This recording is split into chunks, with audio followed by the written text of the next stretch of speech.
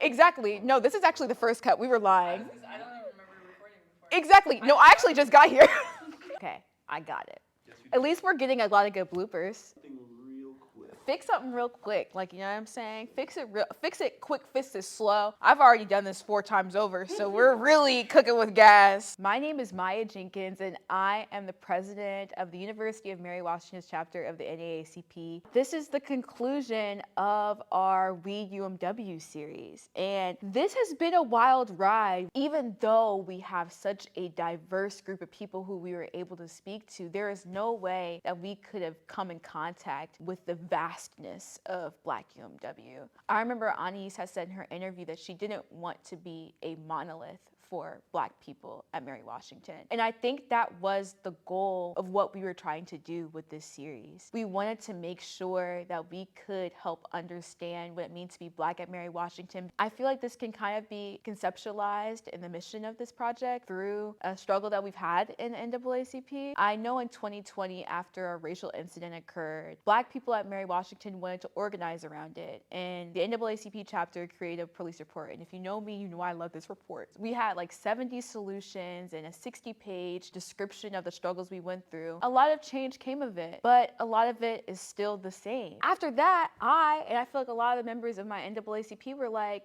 what happened? We thought that there was going to be radical change, that everything was going to be better, that there was going to be some sort of happy ending. And I became so dissatisfied. When I came in contact with some other Black women in Mary Washington, I realized that it's not just about creating reports and meeting with administration. It's about making sure we stay alive. And there are so many unnamed Black people who are making sure Black students and everyone stays alive. There's people like Shalia, who's doing her senior capstone on Black women students and their struggles with mental health. There's people like Sarah who traveled to Azerbaijan, which is hard to find on a map. There are people like Nahom, who's like a human jukebox, who knows like literally every single hip hop song. And there's people like Uche, who's graduating 2 years early to pursue a degree in the medical field. People like Kayla and Jalen, who are integrating into a new form of SGA. And there are people like Yoka, who when you see them smile on campus, it like lights up your world. Like Black UMW is more dynamic than I can ever imagine. And another thing that we have learned through this process is that it's not just us. We come from a mosaic of so many Black students who were creating change. In the 60s, people like Venus Jones came to this university and integrated it. Claudia Holmes, who created the Afro-American Club in the 70s, who were talking about complex visions of womanism and Black feminism that didn't exist before.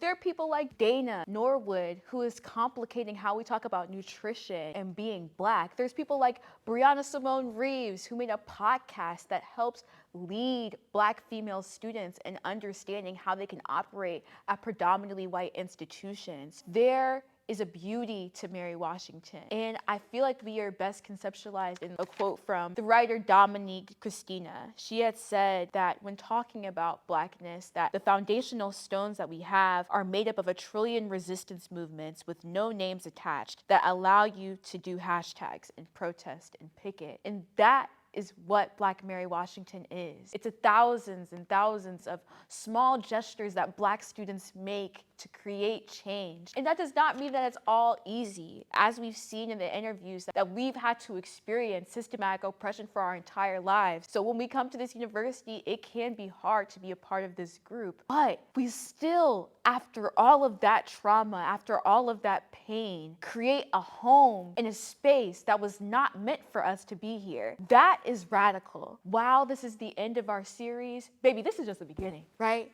There is going to be thousands of Black students who are going to carry on what I've started, what students before us have started, what them 5 people on this interview have started. So I'm looking forward to it. Thank you to our chapter of the NAACP at Mary Washington, one of the best chapters in the game, simply put. To Tess and Wilson, who have been up in that camera, you know what I'm saying? Tuesdays and Thursdays and sometimes Wednesdays, consistently, literally filming, editing, back and forth. So this is the end, but there will be more, maybe not from the series, but there will be more from NAACP and Black people. So yeah, that's it. Should we do a cut? Yeah, real. Come on, communal cut. I love a communal cut. Okay.